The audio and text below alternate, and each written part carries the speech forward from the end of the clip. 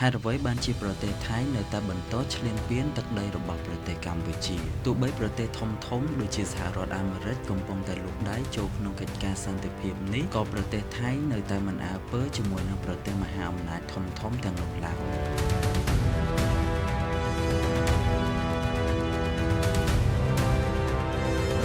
ដល់ពេលនេះនៅមានបងប្អូនខ្មែរមួយចំនួនធំនៅតែមិនទាន់យល់ពីចេតនារបស់ប្រទេសថៃមកលើប្រទេសកម្ពុជាទាំងអស់នេះគឺជារឿងរ៉ាវនៅខាងក្រៅវាំងននខ្មៅរបស់ប្រទេសសៀមដែលពួកគេនៅតែទន្ទ្រានមកកាន់ប្រទេសកម្ពុជាម្ដងហើយម្ដងទៀតដោយសារមួយដងបញ្ហាគឺដោយសារតែផ្ទៃក្នុងរបស់ប្រទេសសៀមមិនមែនមកពីប្រទេសយើងនោះទេផ្ទៃក្នុងប្រទេសសៀមកាន់តែបែកបាក់សង្គ្រាមនៅព្រំដែនកាន់តែសាហាវគឺគេប្រើគ្រប់ស្នៀតដើម្បីបន្តអំណាចរាប់ជំនាន់មកហើយបញ្ហាប្រវត្តិសាស្ត្រនិងចំនួនព្រំដែនមិនដាច់ស្រេចនេះនៅតែអាចប្រើដើម្បីបណ្ដុះស្មារតីជាតិនិយមបានមួយរយៈដែរអនុទាននេះបាននិយាយទៅគឺស្រួលប្រើហើយល្មមអំណាចអញ្ចឹងទើបសុខចិត្តធ្វើគ្រប់បែបយ៉ាងសូម្បីតែជីវិតមនុស្សក៏លែងខ្វល់ខ្វាយដើម្បីបង្ហាញចៅហ្វាយខ្លួនថាខ្លួនមានតម្លៃស័ក្តិសមអនុទានមិនមែនជាឆ្កែចចកចម្បាំងអីនោះទេគ្រាន់តែជាឆ្កែសម្រាប់ចាំផ្ទះដែលគេប្រើឲ្យខំអ្នកជិតខាងឆ្កែ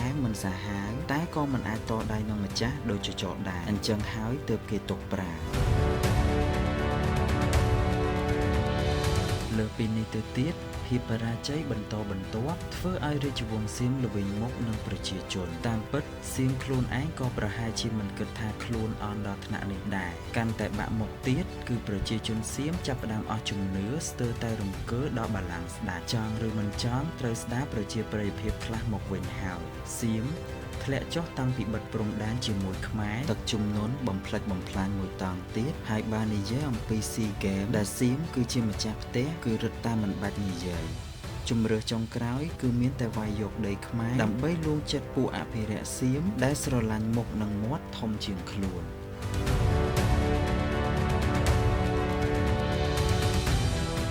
សំខាន់ជាងនេះទៅទៀតព្រឹត្តិការណ៍បោះឆ្នោតប្រចាំប្រទេសរឹតតែខិតជិតមកដល់ប៉ុន្តែហាក់បីដូចជាគ្មានសមិទ្ធផលអ្វីទាល់តែសោះអញ្ចឹងក៏បង្កើតសង្គ្រាមជាមួយនឹងប្រទេសខ្មែរដើម្បីយកស្នាដៃលេងទៅកាលណាបកកាន់អំណាចអន់ដូច្នេះបកប្រឆាំងក៏រឹតតែខ្លាំងជាងហើយអញ្ចឹងវិធីងាយជាងគេគឺដើម្បីលាក់ភាពកំសោយរបស់ខ្លួនគឺត្រូវតែវាយខ្មែរនៅត្រង់នេះ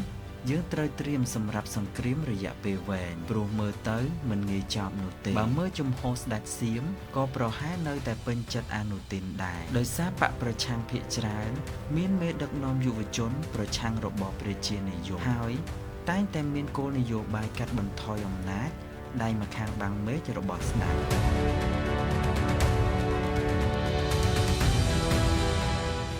ម្យ៉ាងវិញទៀតក្រៅពីស្ដេចសៀមមានមេតបជ្រុលនិយមមួយចំនួនដែលស្រឡាញ់ទឹកដីខ្មែរស្ទើរលេសូម្បីស្លាប់ទៅក៏ស្រមៃថាបានកប់នៅទឹកដីខ្មែរដែរពួកនេះមានអំណាចពីពេញអាចធ្វើរដ្ឋប្រហារមេដឹកនាំរដ្ឋាភិបាលណាដែលមិនស្របជាមួយនឹងពួកគេបានដោយមើលឃើញបែបនេះអនុទាននៅក្នុងកិច្ចប្រជុំប្រឹក្សាសន្តិសុខសៀមបានធ្វើស្របតាមបំណងពួកគេទៅហើយបិទទ្វារមិនចរចាជាមួយខ្មែរហើយចោលកិច្ចព្រមព្រៀងសន្តិភាពឲ្យអំណាចទៅក្រុមទ័ពដើម្បីសម្រេចកិច្ចការតាមព្រំដែនតែម្ដង